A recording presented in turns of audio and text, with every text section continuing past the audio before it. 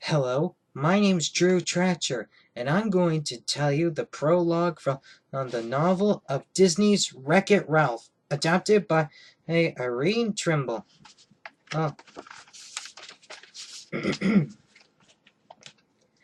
For more than 30 years, Litwak's Family Fun Center had been entertaining children. Two generations of kids knew that if you want to play the best video games, Litwax was the place to go. The atmosphere in the arcade was one of the ringing bells.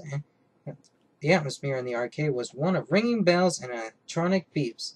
Kids raced between rows of fighting, dancing, racing, and first-person shooter game consoles, testing their skills against various video characters. The arcade even had a few original 8-bit games from way back in the 1980s. The characters in those games are pixelated and look more like clumps of little colored dots than the movie-like realism found in modern games, but they were classics. One of those original games was called Fix-It Felix Jr.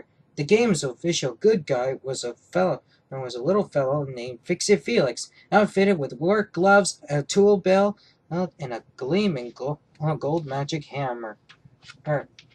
But Felix wasn't the most exciting character in the game.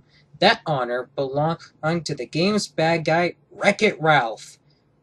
Whenever a kid put a coin into the game console, Ralph leapt on screen with his huge fist, torn overalls, and a furious attitude, yelling, "I'm gonna wreck it!"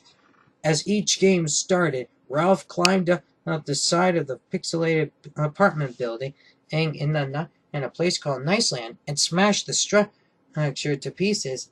Bricks rained down while frightened Nicelanders peered out from the windows. "Fix it, Felix!" the Nicelanders would shout. Then Felix would show up, cheerful and calm, holding his magic hammer. If a player handled the joystick skillfully enough, Felix would follow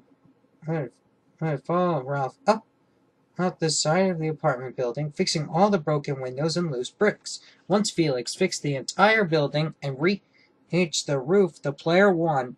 On the screen, the Nicelanders cheered as they presented Felix with a shiny gold medal. But what about Ralph, the bad guy? Game after game, the Nicelanders hoisted him up and tossed him off the roof. He always landed face down in the mud at the bottom of the building. For kids, there was something simple and fun about the story of Ralph and Felix. That's why the game was still popular after many years, despite its old-fashioned style. In fact, every video game in Litwak's arcade told a story, but the stories weren't exactly what Mr. Litwak and the kids thought they were. Every night when the video arcade closed, the real action started.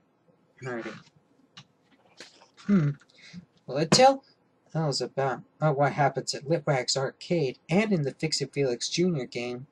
The novel was based on the movie of the same name.